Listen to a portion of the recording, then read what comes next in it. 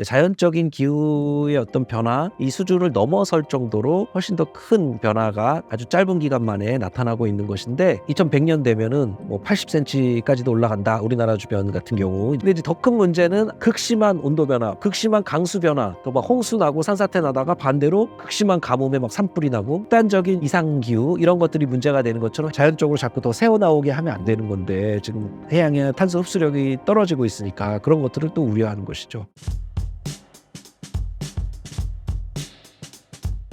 안녕하세요. 저는 서울대학교 자연과학대학 지구환경과학부 소속 교수고요. 남성현이라고 합니다. 저희 지구환경과학부가 하늘과 땅과 바다, 이 우리가 사는 지구의 환경에 관한 여러 가지 과학을 다루는 교육과 연구를 이제 그런 주제로 하는 곳인데 저는 그중에서 바다 쪽을 다루고 있고요. 연구를 이제 해양과학, 해양학 이렇게 부르고요. 저를 해양과학자 이렇게 분류하기도 합니다. 해양과학도 여러 방식으로 해양과학을 하는데 제가 하는 방식은 직접 배를 타고 바다라는 현장에 가서 거기서 데이터를 얻는, 그리고 그렇게 수집한 데이터를 또 분석하는 그런 방식으로 연구를 하기 때문에 이번에 이 책처럼 이제 배를 타는 해양과학자 이런 식으로 이제 말씀드릴 수가 있을 것 같습니다. 현재 지구에 이상기후가 많이 일어나고 있습니다. 그 이유가 무엇인가요? 이상기후라는 게 원래 이제 기후에서 이제 보지 못하던 좀 뭔가 평소기후, 평년기후, 정상적으로 나타나는 그런 기후가 아닌 것을 주로 의미하잖아요. 이런 이상기후가 나타나는 거는 기후가 바뀌고 있는 기후 변화라고 하죠. 그게 이제 너무 심각해져서 기후 위기라고도 지금은 부르고 또 너무 시급해서 기후 비상이라고까지 이렇게 막 표현을 하는데 기후가 달라진다는 것하고 관련이 있습니다. 근데 기후가 달라진다는 것이 지구의 각 지역의 각 위치마다 원래 나타나던 그런 기후가 아닌 잘 못 보던 그런 기후들이 이제 나타나는 것이고 이게 전부 다 자꾸 더 심해지고 있는 배경에는 지구의 기후가 굉장히 빠르게 바뀌고 있는 그 기후 변화가 그 근저에 있다. 이렇게 보시면 되는 것이죠. 기후변화의 원인을 뭐라고 보시나요? 네, 그 기후가 변하는 원인은 원래 자연적으로 인간 활동하고도 무관하게 자연적으로도 다양한 요인에 의해서 기후가 변해 왔었고 오랜 지구 역사에서 뭐 지금보다 훨씬 더 심각한 그런 기후들도 많이 겪어왔습니다. 지구는 눈덩이 지구도 있었고 반대로 뭐 너무 또 온도가 막 올라가 있거나 탄소 농도가 높았던 그런 시기도 있었고 그런 큰 변화들이 많이 있었는데 그 과정에서 또 여러 생물들의 대멸종도 여러 번 겪었다고 이렇게 알려져 있는데요. 지금 나타나는 기후변화 원인은 그런 자연적인 원인하고는 완전히 구분되는 이제 자연적인 기후의 어떤 변화, 이 수준을 넘어설 정도로 훨씬 더 큰 그런 변화가 아주 짧은 기간 만에 나타나고 있는 것인데 이거는 이제 인간 활동, 우리 산업화 이후에 우리 인간이 배출했던 그 탄소, 온실가스들이죠. 이제 온실기체들이 이 많이 대기로 배출되고 이게 흡수할 수 있는 이상으로 계속 대기 중에 쌓이다 보니까 그게 누적돼서 온실 효과를 점점 강화하다 보니까 태양에서부터 들어온 그 에너지가 우주로 다 빠져나가지 않고 이제 일부 되돌아오는 그 온실 효과 때문에 되돌아오는 그 부분이 점점 커지면서 지구의 열 에너지가 자꾸 축적되고 있는 그런 원인, 지구 온난화라고 우리가 부르던 그런 지구가 전체적으로 온도가 올라가고 있는 그러한 변화 속에서 나타나는 변화다 이렇게 이해할 수 있습니다. 그런 면에서 자연적인 변화보다도 이제는 인위적인 기후 변화가 더 기후 변화를 설명하는 중요한 요인이다 이렇게 원인이다 이렇게 말씀드릴 수 있죠. 현재의 기후변화 얼마나 심각한 상황인가요? 우리가 기후 변화를 피부로 느낄 수 있는 그런 형태는 잘 아니다 보니까 예를 들면 지구 온난화 그러는데 지구 평균 온도가 서서히 올라가는 건데 지난 100년에 걸쳐서 1도 남짓 올라가는 그런 변화거든요. 지구 전체적으로. 지구 평균 온도가. 지구상에 어떤 곳은 온도가 많이 올라갔고 어떤 곳은 온도가 천천히 올라가고 하는데 평균했을 때 1도 남짓 올라가는 건데 그 1도라는 건 굉장히 작은 온도라서 더군다나 지구 전체 평균했을 때 1도. 그거를 어떤 사람이 피부로 느낄 수 있는 온도 변화는 아니잖아요. 그러니까 마치 개구리가 이제 물속에 있는데 거기 물을 자꾸 데워서 끓는 물을 점점 끌어갈 때 서서히 데우고 있으면 못 느끼다가 나중에 뒤늦게 이제 깨닫는 그런 것처럼 우리가 서서히 달궈지고 있는 그 안에 있는 그런 형태인 것이죠. 그래서 이게 피부로 느낄 수 있는 그런 형태는 아닌데 근데 이제 이상기후 같이 이렇게 극단적인 전에 경험하지 않았던 그런 것들을 점점 많이 겪으면서 기상이변 같은 그런 것들, 그다음에 더 극심한 자연재해, 재난 이런 것들을 자꾸 이제 경험하면서 사람들이 이거 전과 다른데 뭐 전례 없는 뭐 100년에 한 번 나타났던 뭐 이런 일들이 너무 자주 벌어지고 전에 잘 경험하지 않았던 극단적인 폭염, 폭우, 폭설, 한파, 뭐 태풍도 이상해지고 그 전에 경험하지 않았던 그런 것들을 자꾸 경험하면서 기상이변, 이상기후를 경험하면서 아, 이게 기후변화에 동반돼서 나타나는 이게 뭔가 달라진 것이구나. 그걸 통해서 이제 피부로 느끼는 것이죠. 실제 지구 평균 온도가 100년에 걸쳐서 1도 남짓 올라갔다는 거는 우리가 정밀한 측정을 통해서 아는 것이지 피부로 느낄 수 있는 것은 아니라는 겁니다.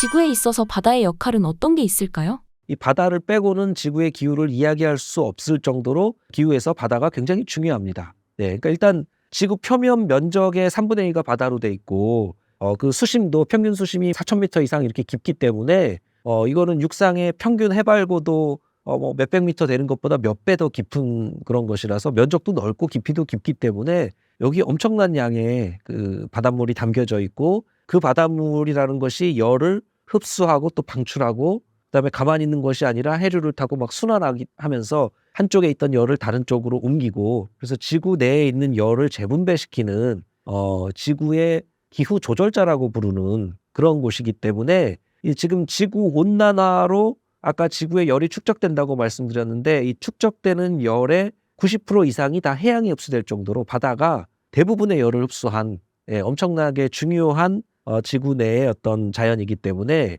이 대기와 대륙과 그 빙하 이런 곳에 흡수된 열은 다 합쳐도 10%가 안 된다는 것이죠. 그렇기 때문에 대부분의 열을 흡수한 이 바다가 어떻게 작동하고 있는가? 과거와 다른 방식으로 작동하니까 대기를 데우고 식히고 하던 패턴 같은 것들이 다 바뀌고 있고 그런 것들에 따라서 전에 경험하지 않았던 기후들을 곳곳에서 경험하게 되는 그런 것이기 때문에 이 해양이라는 것이 바다라는 것이 결국 이 기후에서 굉장히 중요한 부분이다. 지구의 기후가 어떻게 바뀌는지 또 앞으로 어떻게 바뀔지 이것을 제대로 이해하려면 바다를 이해하지 않고는 그것이 불가능하다. 그렇게 말씀드릴 수 있죠. 교수님께서 직접 바다를 다니시면서 기후변화를 느낀 적이 있으실까요? 바다가 굉장히 넓고 이 어마어마한 자연이다 보니까 이게 뭐 배를 타고 어떤 특정 바다 어느 곳에 일시적으로 한때 가서 이렇게 뭐 측정 관측 활동을 하고 돌아온다고 해서 거기에서 어떤 그 눈으로 보는 그런 그냥 망망대해거든요. 그래서 거기서 눈으로 보는 어떤 것을 가지고 아, 이게 기후가 바뀌었구나 막 이렇게 피부로 느낄 수 있는 그런 건 아닙니다. 저희가 가서 이제 정밀한 그런 관측 장비들을 가지고 잘 측정을 해서 그것들을 수십 년 전에 그곳에서 측정했던 것하고 비교를 하고 아, 여기 3,000m 수심에서 수십 년 전에 수온이 몇 도였는데 지금 이게 수십 년 만에 수온이 몇 도로 얼마가 증가했구나. 다른 곳에서는 어떻게 바뀌었을까? 이런 것들을 가지고 여기에 열이 얼마나 흡수됐고 이것이 어떻게 순환하고 있고 하는 것들을 이제 연구를 하면서 수집한 데이터들을 가지고 분석하면서 아, 이런 기후가 바뀌면서 이런 일들이 생기고 있구나. 특히 이 바다가 그런 변화를 이런 방식으로 주도하고 있구나, 조절하고 있구나 하는 것들을 이제 연구 과정에서 깨닫게 되는 것이죠. 관측 활동 자체에서 크루즈 연구 승선 조사를 나가서 거기서 어떤 풍경을 보고 피부로 느낄 수 있는 것은 아닙니다. 지구의 70%가 물로 덮여 있다고 합니다. 이 많은 물은 어디서 온 건가요? 그러게요. 지구에 있는 물, 다른 행성과 다르게 지구는 물이 이렇게 풍부한 그런 행성인데 이 물이 뭐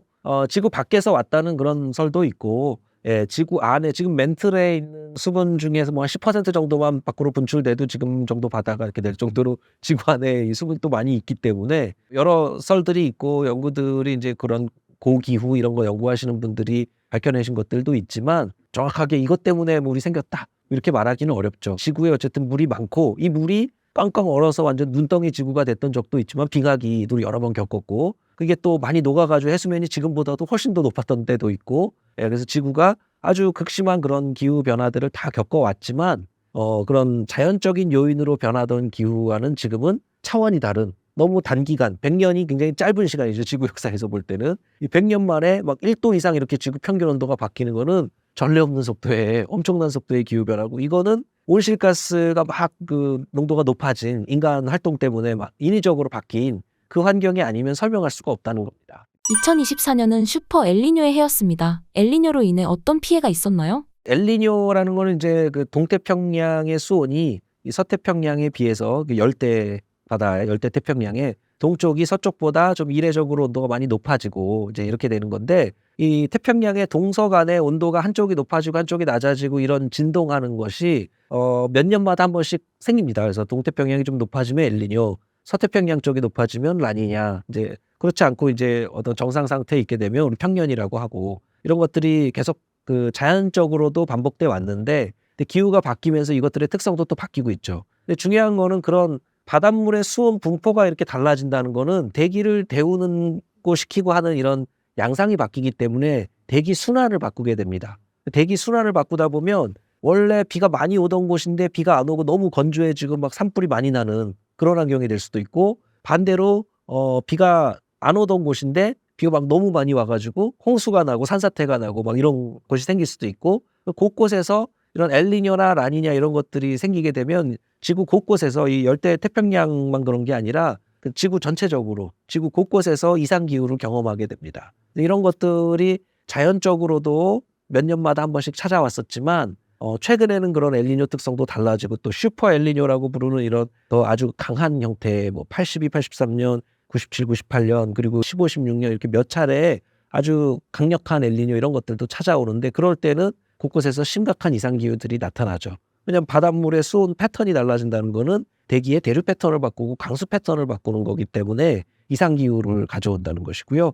또 과거 슈퍼엘니뇨와 지금 슈퍼엘니뇨가 똑같냐? 그럼 또 그렇지도 않고, 기후가 바뀌면서 이 자연적인 어떤 진동 이런 패턴에도 또 변화가 생기고 있고, 그래서 이런 것들을 알기 위해서는 바다를 잘 이해하는 것이 굉장히 중요하다, 이렇게 말씀드릴 수 있겠습니다.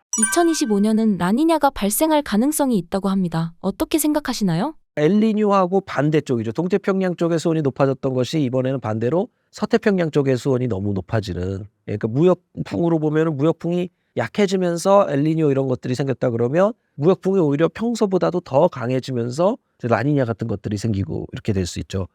근데 그게 꼭 대칭적으로 정반대냐, 또 그렇지도 않거든요. 그래서 그 라니냐가 되면은 그 엘니뇨 때 아주 건조했던 곳이 라니냐가 되면은 그냥 비가 오는 정도가 평년 수준의 비가 오는 게 아니라 평년보다도 훨씬 더 많은 비를 오게 해서 홍수가 더 심해진다거나, 그런 강수 패턴의 이제 변화를 가져와서 그것들도 나타나고, 또 기온도 역시 달라질 수가 있으니까 평년보다 너무 더워진다거나 반대로 너무 추워진다거나 이런 일들도 이제 곳곳에서 이렇게 나타나게 되고, 그래서 지구 곳곳에서 이런 엘니뇨 때와는 또 다른 형태의 그런 이상 기후, 뭐 부호가 바뀌는 그런 개념이죠. 그런 일들이 또 라니냐 때도 나타날 수가 있습니다. 해양순환에 문제가 생기면 빙하기가 올 수 있다고 하는데 어떤 내용인가요? 그게 이제 영화에 예전에 투모로우라는, 우리말 영화 제목은 투모로우고 이제 원제는 더 데이 애프터 투모로우인데 2004년에 개봉된 영화일 거예요, 아마. 근데 그때 그 투모로우라는 영화의 이제 모티브가 된 게 그 연구 내용 때문입니다. 그 네이처라는 학술 잡지에 이제 그 저널에 그런 연구 결과가 실렸는데, 대서양의 이 심층 해류가 수송하는 바닷물 수송량이 줄어들고 있고, 수십 년에 걸쳐서 줄어들고 있고 이런 것들이 관측이 됐는데, 그대로 가면은 대서양의 이런 순환이 약해진다는 건데, 순환이 약해지면 이 저위도에 남는 열을 이제 열이 부족한 고위도에 공급해 주던 이런 해류의 순환이 약해지는 일이 벌어지게 되면 고위도에 열 공급이 잘 안 되니까 고위도가 온도가 많이 내려가는 거죠. 그러다 보면 이제 빙하기가 도래한다. 이런 급격하게 이런 열 전달이 안 되면서 북반구 고위도에 빙하기가 찾아온다는 이제 그런 시나리오인데, 이거는 이제 예전에 그 실제 지질학적인 과거 속에서도 해류 약화로 북극의 빙권 영역이 더 중위도까지 많이 내려왔던 그런 것으로 보이는 시기도 있고, 그런 연구들을 사람들이 했었는데, 이제 그런 그 영화에서는 물론 약간 좀 과장이 돼 있어서 뭐 짧은 기간에 갑자기 뭐 빙하기가 찾아오니까 미국에서 뭐 멕시코로 막 대피를 하고 막 이런 것들이 이제 나오고 했는데, 이제 그거는 과장이 됐지만 실제 그런 해류 순환 약화로 열의 전달이 잘 안 되면서 고위도 지역에 극심한 한파 이런 것들이 찾아와서 빙하기까지 도래할 수 있다 하는, 그거는 어느 정도 과학적으로 설명할 수가 있는 그런 현상입니다. 해수면이 높아지는 이유는 무엇이고 현재 얼마나 높아졌나요? 여기서 해수면이라는 거는 이제 지구 평균 해수면, 어떤 곳은 해수면이 높아지고 어떤 곳은 해수면이 낮아지고 그러는데, 이걸 평균한 지구 평균 해수면을 말하는 건데, 지구 평균 해수면 자체가 일정한 게 아니고 이게 점점 올라가고 있다 하는 거는 바닷물의 양이 늘어나거나 바닷물의 수온이 올라가서 열 팽창을 하거나 뭐 이런 거거든요. 실제로 그 두 가지가 지금 현재 평균 해수면 상승의 가장 주된 요인으로 알려져 있습니다. 즉 다시 말해서 육지에 있던 빙하가 녹아서 바다로 흘러 들어가는 거, 그 바닷물 양 자체가 많아지는 거죠. 그러면 해수면이 올라갈 수밖에 없죠. 해저면이 내려가는 게 아니니까 해수면이 올라간다는 거고요. 그다음에 이 양은 일정해도 이 바닷물의 수온이 올라가게 되면 열팽창 효과 때문에 부피가 늘어납니다. 예, 그 부피가 늘어나면 역시 또 해수면이 올라가죠. 지구가 온실효과 강화로 많은 열을 지금 축적하고 있는데 들어온 열보다 나가는 열이 좀 적기 때문에 그 계속 지구에 열이 쌓이고 있는데 그 쌓이는 열의 90% 이상이 해양에 흡수된다고 말씀드렸고 그 열 양이 어느 정도냐면 1초에 원자폭탄 4-5개 터지는 정도거든요. 1시간에 14,400개 이상 폭탄이 막 터지는 원자폭탄이 터지는 그 정도 열이기 때문에 이게 바닷물이 데우기가 어려워도 이 정도의 에너지가 들어가면 수온이 올라가지 않을 수가 없죠. 그리고 한번 이게 데우기는 어려운데 한번 데워지면 또 식지도 않잖아요. 네, 그러니까 열을 많이 가지고 있을 수 있는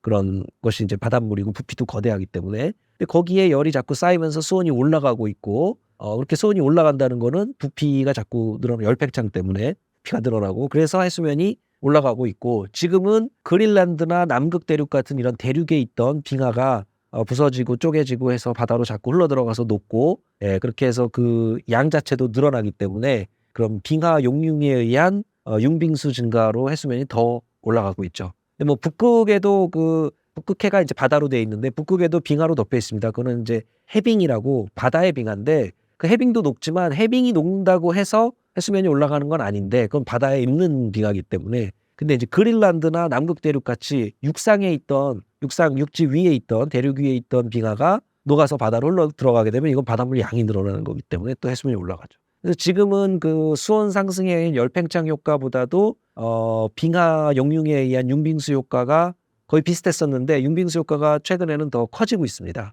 그리고 그 빙하가 녹는 속도도 점점 더 빨라지고 있고 일부 빙하는 굉장히 빠른 속도로 녹아서 지금 그것에 대한 많은 우려가 있죠. 그래서 사람들이 그런 것을 많이 연구하고 있습니다.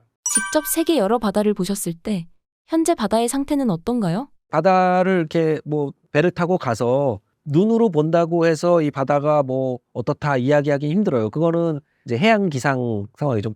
파랑, 예, 파고 뭐 거친 바다, 잔잔한 바다, 망망대해에서 볼 수 있는 건 그 정도고 이제 결빙 해역에 가면 빙하 가까이에서 보면 이제 빙하가 좀 무너져 내리고 뭐 이런 것들은 이제 볼 수도 있지만 그래서 기본적으로 눈으로 볼 수 있는 거는 굉장히 한계가 있습니다. 그리고 제한된 위치에서 떠 있으면서 그 주변 바다만 보는 거니까 바다는 굉장히 넓은데 그렇지만 지구 곳곳의 바다에서 데이터를 수집하고 또 인공위성이라든가 무인 해양 관측 장비 이런 것들을 가지고 수집한 데이터들을 종합적으로 분석을 하다 보면 이제 바다의 환경이 아주 심각하게 변하고 있구나. 수십 년에 걸쳐서 변하는 바다 환경을 보면 수온은 올라가고 있고 용존 산소는 감소하고 있고 바다의 그 산도죠. pH 이런 것들도 감소하고 있고 그래서 해양 산성화 이런 이야기도 하는데 이제 그런 바다 환경이 변하고 그런 바다 환경 변화 때문에 어떤 생물은 여기에 잘 적응할 수 있는가 하면 어떤 생물들은 이런 변화에 잘 적응을 못하니까 생물마다 이런 적응력의 차이가 있고 경쟁에서 또 도태되는 생물이 있고 그러다 보면 해양 생태계에도 큰 변화가 생깁니다. 그러면서 이제 해양 생태계도 변하고 해양 환경 변화와 이런 해양 생태계 변화, 기후 변화에 동반돼서 나타나는 이런 것들 때문에 우리 인류가 여기에 잘 적응하지 못하면 인류까지 아주 심각한 위협을 받게 되는 지금 그런 상황이라고 말씀드릴 수 있죠. 해수면 상승 예측 시나리오는 어떤 것들이 있나요? 지금까지 이제 해수면이 자꾸 이렇게 올라가고 있으니까 앞으로 그 미래에 얼마나 더 올라갈 것이냐. 뭐 2050년 되면 이만큼 올라간다. 2100년 되면 이만큼 올라간다. 시나리오별로 미래 해수면 상승 예측을 합니다. 예. 근데 그것은 시나리오에 따라 예측 결과가 좀 다르죠. 그래서 2050년 되면 뭐 20cm 올라갈지 30cm 올라갈지 40cm 올라갈지 평균 해수면이 그거는 시나리오별로 달라지고 그 시나리오라는 거는 우리가 온실가스 배출을 얼마나 빨리 줄여 나가느냐 아니면 지금처럼 계속 늘려 나가느냐 아니면 늘어나는 속도를 좀 둔화시키거나 아니면 반대로 빠르게 줄여서 2050년까지 뭐 탄소 중립에 도달한다거나 이런 시나리오별로 해수면 상승 정도가 완전히 다르게 됩니다. 2100년 되면은 뭐 70cm, 80cm까지도 올라간다. 이거는 이제 그 안 좋은 시나리오. 탄소 배출을 잘 안 줄일 때는 2100년 되면은 뭐 80cm까지도 올라간다. 우리나라 주변 같은 경우 이제 그런 전망도 나오고 있고 그런데 그거는 이제 우리가 수치 모델링을 통해서 이제 예측을 하는 것인데 그 모델링에는 모든 역학적인 현상들을 다 모의할 수 있는 건 아니거든요. 예, 그러다 보면은 특히 남극 빙하 중에는 굉장히 빠르게 녹는 빙하들이 있는데 그게 빠르게 녹다가 보면 갑자기 이게 와르르 무너져 내리는 돌발 붕괴를 할 수 있는 그런 빙하도 있습니다. 이제 그런 가능성들도 있는데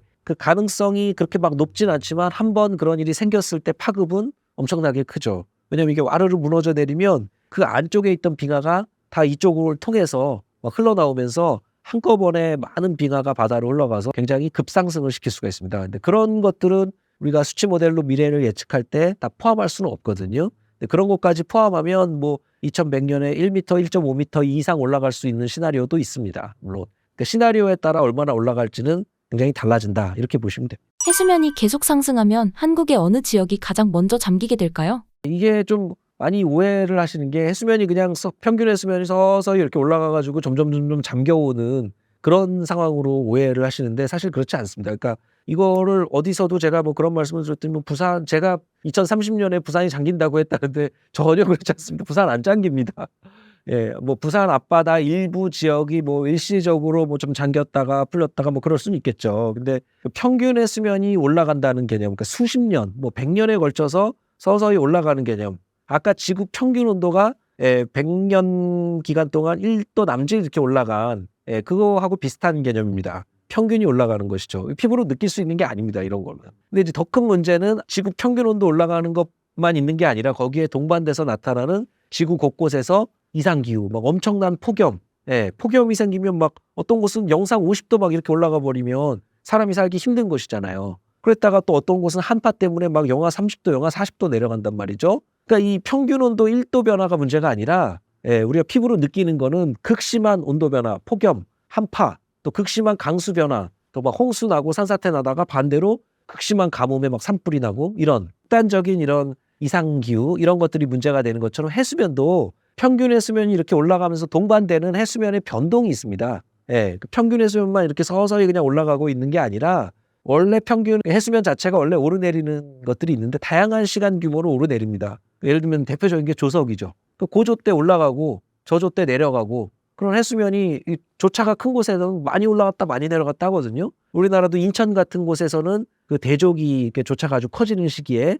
뭐 9m씩 뭐 오르내리는 이런 해수면 변화가 있어요. 그 9m씩 오르내리는데 여기서 뭐 1년에 3mm, 4mm 올라가는 그거 9m 안에 묻히잖아요. 그러니까 이게 작은 변화죠. 근데 1년에 3, 4mm, 뭐 10년에 30cm, 40cm, 2100년까지 뭐 해서 뭐 80cm 뭐 1m도 올라갈 수 있다는 그 1m가 큰 해수면 변화가 아닌 거잖아요. 이렇게 조차가 막 9m씩 생기는 곳에서. 근데 문제는 이 9m씩 오르내리는 이 그 해수면의 기준점이 되는 평균 해수면 자체가 점점점 올라가고 있다는 거예요. 그러니까 여기에서부터 9m 오르내리는 게 아니라 평균 해수면 올라간 곳에서 9m 오르내리고 또 평균 해수면이 더 올라간 곳에서 9m 오르내리니까 이 범람을 안 하던 곳에 이제 범람하는 이런 피해들이 자꾸 생길 수가 있다는 것이고요. 조석만 말씀드렸지만 사실은 해수면을 오르내리게 하는 요인은 다양합니다. 태풍 같은 게 올 때는 기압이 낮으니까 이 저기압이 해수면을 누르는 압력이 약한 것이기 때문에 해일이라 그러죠. 해일이 찾아옵니다. 우리도 예전에 태풍 뭐 매미나 이런 거 올 때 마산이나 이런 데서 막 해일 피해로 사람도 많이 죽고 막 이랬는데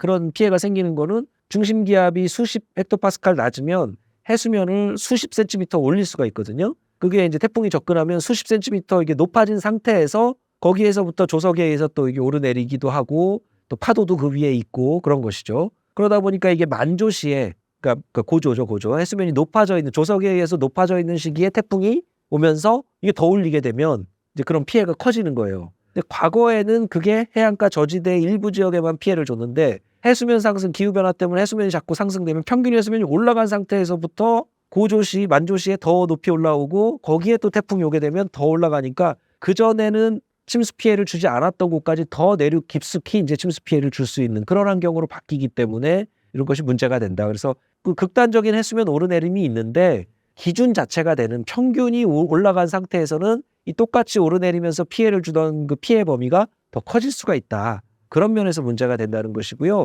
평균 해수면이 자꾸 이렇게 올라가다 보면 수심이 달라지기 때문에 수심이 달라지면 이 파랑의 전파 패턴도 달라집니다. 전파 속도도 달라지고 그러다 보면 파가 전파해서 입사해서 들어오는 게 달라지기 때문에 이제 우리나라 서해안, 남해안은 아까 조석이라든가 이런 것 때문에 많이 오르내리지만 동해안 같은 데는 조석은 별로 없거든요. 조차는 작지만 거기에는 이제 파랑이 많이 들어오는데 그 파랑이 들어오는 패턴이 수심이 바뀌면서 해수면 상승 때문에 달라지게 되면 이 파랑이 들어와가지고 해안에서 이 모래를 막 이동시키는데 그 모래 이동하는 패턴이 바뀌어요. 그러면 이 해안가에서 막 침식되던 곳에 갑자기 퇴적이 일어날 수가 있는 것이고, 퇴적이 되면서 모래가 쌓이고 자꾸 해수욕장이 생기던 곳에 이 모래가 자꾸 빠져나가서 침식이 되고 깎여 나가고 막 건물이 무너질 수도 있는 것이고, 또 해안가에 있던 시설들 이런 것들을 거기에 맞게 잘 정비를 안 하면 피해가 커지죠. 또 파랑도 아주 높은 파랑이 막 찾아오고 이런 것들이 있었는데, 보통 해안가에 우리 여러 그 시설들을 설치하고 건설을 할 때 설계 기준 같은 게 있거든요. 이제 그런 설계 기준이 보통은 뭐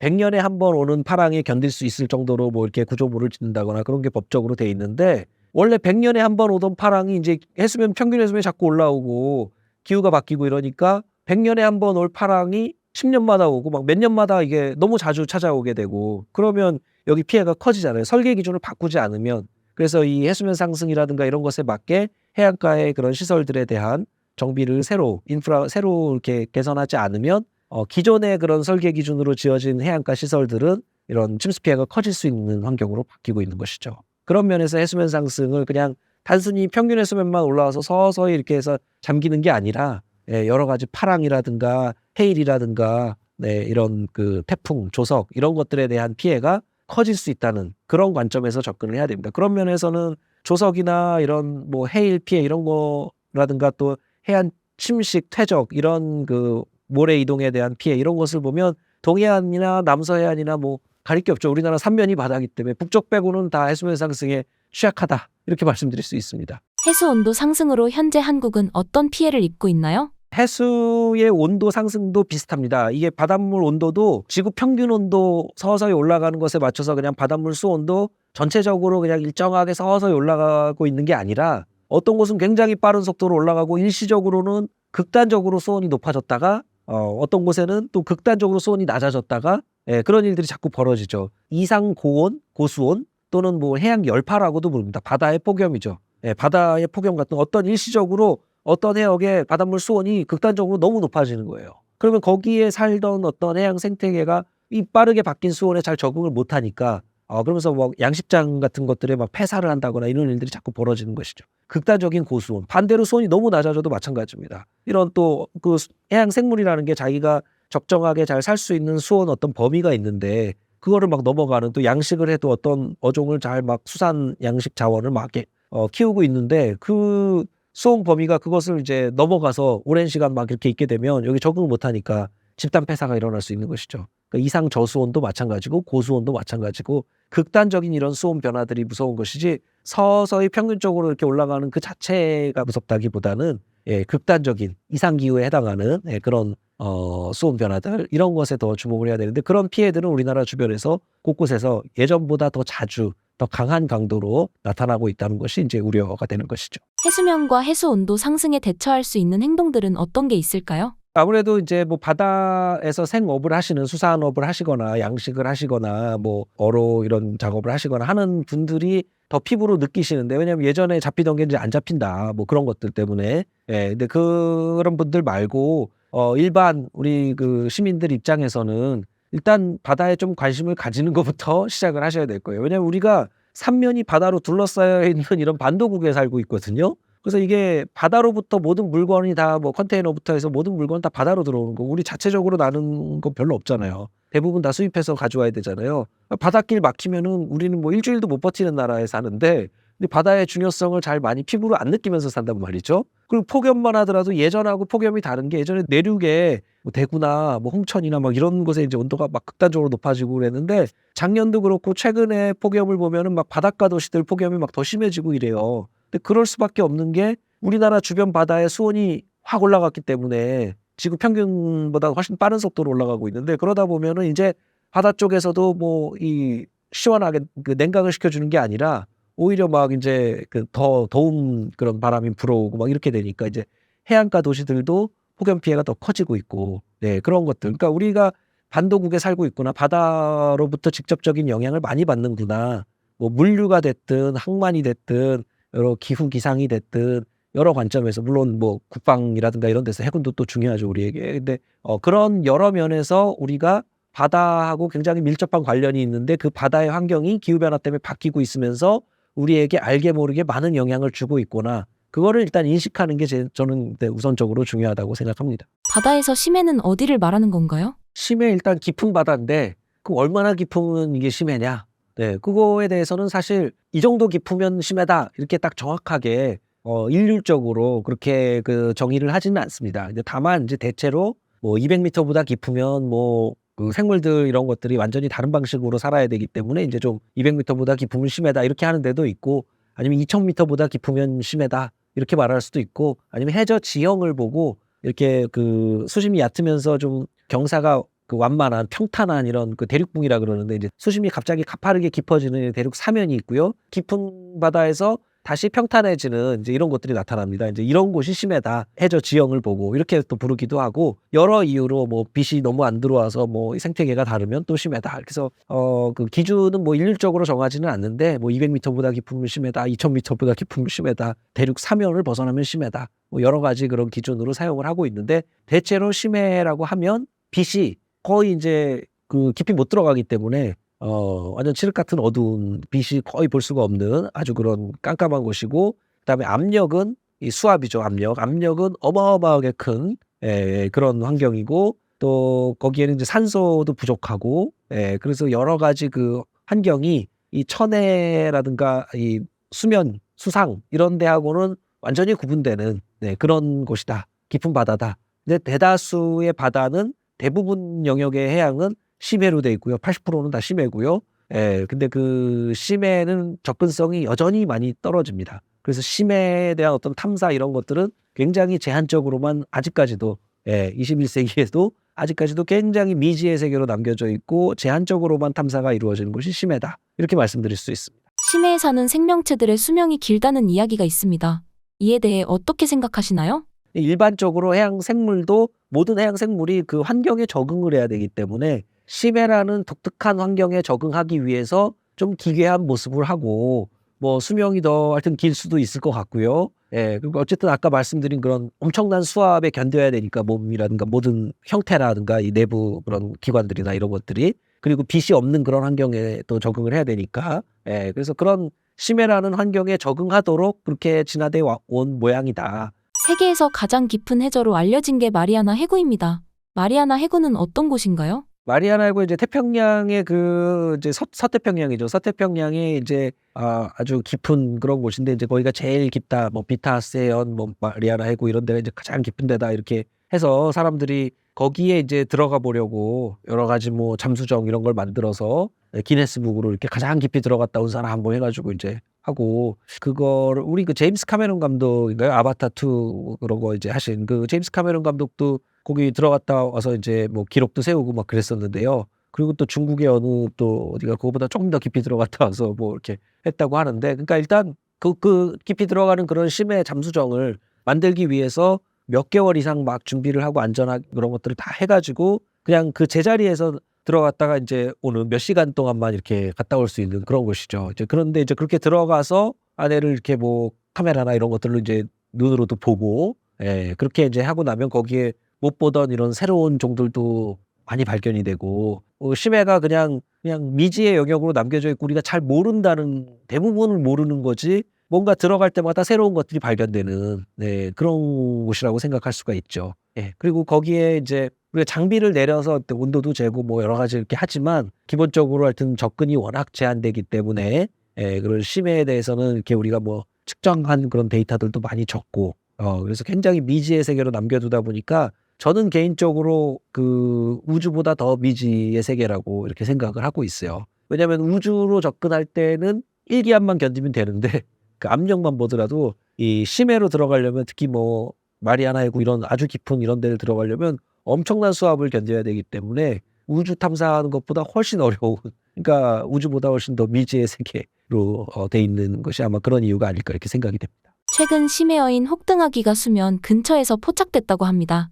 이상기후의 징후로 보시나요? 심해어가 예전에는 잘 못 보다가 우리가 볼 수 있는 능력이 더 좋아져서 이게 잘 발견된 건지 아니면 예전에도 볼 수는 있었는데 실제 이게 안 올라오다가 최근에 갑자기 올라와서 어떤 환경이 바뀌어서 올라온 건지 그거는 알 수 없는 건데요. 왜냐하면 과거보다 관측을 할 수 있는 능력 자체가 훨씬 신장이 됐기 때문에 전에는 관측 못하던 것도 이제는 더 잘 관측할 수 있게 됐으니까요. 근데 그런 이유 때문인지는 알 수는 없지만 기본적으로 심해 환경이 바뀌고 있기 때문에 심해 생태계에도 분명히 변화가 있을 것이라고 생각을 할 수가 있어요. 그러니까 심해 환경이 바뀐다는 거는 기본적으로 심해 온도도 올라가고 있고요. 이 온도는 우리가 계속 이제 측정을 하니까 과거에도 그렇고 뭐 수천 미터 뭐 만 미터 이런 데도 다 측정을 했는데 계속 올라가고 있고 온도가 물론 이제 아주 작은 온도죠. 뭐 0.001도 막 이렇게 올라가는데 그런 아주 미세한 변화도 아주 정밀한 온도로 계속 측정을 하다 보면 이게 서서히 올라가고 있구나 하는 것들을 알 수가 있고 거기에 열이 축적되고 있구나 하는 것들을 이제 볼 수가 있거든요. 그 열이 축적되면 심해 환경이 바뀝니다. 그러니까 그 예를 들면 탄소만 하더라도 우리가 대기 중에 탄소를 해양이 많이 흡수해 주는데 그 흡수한 탄소가 여러 가지 생물 그런 그 활동에 의해서 이게 흡수된 게 심해로 가라앉습니다. 그래서 심해는 탄소 농도가 굉장히 높아요, 기본적으로. 상층 해양보다 이 심층 해양의 탄소 농도가 훨씬 높은데 탄소 포화도는 온도하고 관련이 있기 때문에 그 온도가 자꾸 높아지면 가지고 있을 수 있는 탄소가 조금 줄어들기 때문에 탄소가 새어 나옵니다. 그 심해에 있던 우리가 가지고 있어서 저장할 수 있는 탄소량이 심해 온도가 올라가면 더 작아지기 때문에 이게 새어 나오는 거죠, 상층으로. 그러면 상층에서 대기에 있던 해양을 그 탄소를 흡수할 수 있는 능력이 떨어지는 거예요. 그 해양의 탄소 흡수력이 자꾸 떨어지고 있다는 거예요. 그 해수의 온도가 올라가고 있기 때문에 그게 이제 심해 환경의 변화, 그러니까 온도뿐만 아니라 어떤 탄소 농도 이런 것들의 변화가 생기기 때문에 그런 것인데 그런 변화들이 결국 지금 대기 중에 탄소 농도를 줄여야 되는데 탄소 중립 가야 되는데 여기에 더 늘어나면 안 되잖아요. 근데 더 자연적으로 자꾸 더 새어 나오게 하면 안 되는 건데 지금 해양의 탄소 흡수력이 떨어지고 있으니까 그런 것들을 또 우려하는 것이죠. 그래서 이 심해 환경 변화라는 게 우리 지금 이런 기후 앞으로의 기후가 어떻게 될지를 정하는 데에서도 또 중요한 부분이다. 이렇게 말씀드릴 수 있죠. 교수님 신간에 적힌 승선조사 에피소드 중 가장 기억에 남는 게 있다면 어떤 것일까요? 작년에 인도양 승선 조사 중에 인도양에서 우리가 이제 뭐 배를 타고 육지를 떠나서 망망대해로 막 며칠 동안 계속 나와서 이제 주변에 아무 그게 사람 그림자도 없고 이 망망대해 속에 이제 우리 탐사대 배만 있는 건데 그렇게 막 항해하고 있는데 어느 날 갑자기 갑판에서 이제 뭘 작업하는데 갑판에 뭐가 쓰레기 봉투 같은 게 푸석푸석 하면서 이렇게 떨어졌어요, 갑판에. 그래서 그게 뭐지 뭐 이랬는데 뭐가 그냥 떼굴떼굴 굴러서 뭐 이렇게 근데 새인 거예요, 새. 새가 이거 갑판에 그렇게 떨어져서 이 망망대해에서 그러니까 얼마나 날다가 얼마나 고단하면 여기에 이렇게 앉았을까. 그 누가 근데 그 가서 뭐 먹을 것도 주고 해도 뭐 꿈쩍도 안 하고 그냥 머리를 파묻고 이제 계속 자는 거예요. 예. 근데 다음날 아침까지도 그게 있었는데 조금 시간이 더 지나니까 갑자기 다시 또 날아가 버렸거든요. 근데 누가 이제 이걸 조사를 하면 무슨 얼간이새라 그러더라고요. 붉은발 얼간이새 그 새 그 종류 그런 게 새를 잘 아는 사람들이 이렇게 뭐 해가지고 알아내는데 참 걱정스러운 그런 새였는데 그게 얼마나 고단하면은 그 날다가 근데 아마 그 배가 없었으면 바다로 떨어질 수도 없고 이거 거기서 뭐 육지도 없고 아마 그러니까 그 배가 유일한 자기가 쉴 수 있는 그곳이었을 거예요. 그래서 안식처가 돼서 여기에 그냥 굴러 떨어져서 그냥 한 다음에 거기서 이제 잠을 자고 막 좀 체력을 좀 보충한 다음에 다시 날아간 거거든요. 그런 경험을 잘 한 적이 별로 없었는데 근데 하여튼 그 크루즈에서 배에 그렇게 새가 오는 걸 보고 좀 그게 기억에 많이 남았어요. 교수님께서 바다의 매력을 느낀 계기는 무엇인가요? 대학 들어와서일 거예요. 물론 어렸을 때부터 바다에 뭐 막연한 이런 동경 이런 거 있었지만 뭐 어려서부터 나는 해양 과학자가 돼야지 이렇게 공부한 게 아니었거든요, 제가. 그리고 심지어 제가 고등학교 때 생물반이었기 때문에 지구과학반, 생물반 이렇게 나뉘는데 전 지구과학반 안 갔어요. 생물반 갔었거든요. 예, 그랬는데 이제 대학에서 과를 정할 때 이제 지구과학 쪽으로 해야 되겠다 이래 가지고 이제 정한 거라서 대학 와 가지고 이제 지질학, 해양학 이런 거 접해 보다가 해양이 지질학보다 좀 더 미래적인 약간 그런 것 같은 느낌이 있었고 그리고 좀 이렇게 지질학은 좀 딱딱한 걸 다루는데 해양학은 좀 물, 유체 이런 거 부드러운 걸 다루고 나랑 좀 더 맞는 것 같다 이렇게 생각을 해서 해양학을 이렇게 골랐는데 이제 대학원 들어가서도 그렇고 계속 이제 해양을 자꾸 이렇게 알아가면서 그리고 이제 배를 타고 실제 바다에 가서 자꾸 자연하고 교감을 하잖아요. 제가 연구하는 대상하고 자꾸 교감을 하면서 하니까 그러면서 점점 더 바다에 대해서 더 알고 싶고 또 알아낼수록 또 재밌고 남들이 모르는 이런 것들을 알아낸다는 것도 재밌고 또 관측해양학을 하니까 이제 배를 타고 직접 하여튼 가는데 이게 아무도 안 가본 그런 곳에 갈 수도 있단 말이죠. 어떻게 보면은 그 자연 날 것 거기에 최전방에 가서 가장 먼저 이 샘플에서 데이터를 얻고 이 자연에 대해서 알아내려고 하는 그런 어떤 탐사대의 어떤 최선봉에 있다. 뭐 이런 것들이 되게 이제 흥분을 주고 그런 매력이 있고 또 이 데이터를 가지고 몰랐던 것들을 계속 알아낸다는 것에 대한 그런 또 매력도 있고 직접 또 바다를 보면서 이렇게 막 탐사를 하면서 피부로 느끼면서 한다는 거 그런 것들이 좀 여러 가지 그 해양 과학자로서의 매력에 좀 빠지게 된 것이 아닌가. 그러니까 하면서 점점 매력에 빠진 것 같아요. 신사임당 시청자분들을 위한 한마디 부탁드립니다. 우리나라 그 한반도에 사시는 분들은 이 바다로 둘러싸인 그 육지에 삽니다. 그리고 또 북쪽은 또 막혀 있기도 하고. 그러니까 우리는 정말 섬 같은 곳에 사는데 이 바다라는 것이 우리에게 알게 모르게 너무나 중요하게 영향을 많이 미치는 곳인데 사실 우리는 아무도 바다에 사는 사람은 없죠. 육상에 살다 보니까 이 바다는 그냥 막연하게 동경하는 곳이고 가끔 인제 막 해안에 가 가지고 바다를 탁 보면 '와 바다다.' 이렇게 신나하는 그런 어떤 동경의 대상이고 그냥 먹을 게 오는 곳이고 뭐 이런 정도로 생각하기 쉬운데요. 그 '와 바다다.' 할 때 그 보이는 그 바다는 사실 바닷가고 이 책에도 있지만 그 바다까지 바다가 아니거든요. 진짜 바다는 그 '와 바다다.' 하면서 그 해안에서 바라본 그 바다의 저 끝에 있는 수평선 거기를 넘어가서부터 시작되는 그게 진짜 바다고 이 바다 끝자락에 있는 이 경계에 있는 그게 바다가 아니고 정말 바다는 엄청나게 넓고 깊고 우리가 아직도 너무나도 모르고 있는 미지의 자연이고 그런데 이것을 알아내는 것이 우리가 기후 위기라든가 이런 곳에 인제 잘 적응하기 위해서 너무나도 중요한 그런 시대이기 때문에 그동안 우리가 오랜 기간 미지의 세계로 남겨두었던 이런 바다를 정말 알아내고 탐구하고 탐사하고 이렇게 해서 그 바다의 비밀을 벗겨나가는 이런 것이 정말 중요해진 시대에 살고 있어요. 그래서 우리가 바다라는 거대한 이런 자연을 가지고 있는 지구에 살고 있는 지구인이라는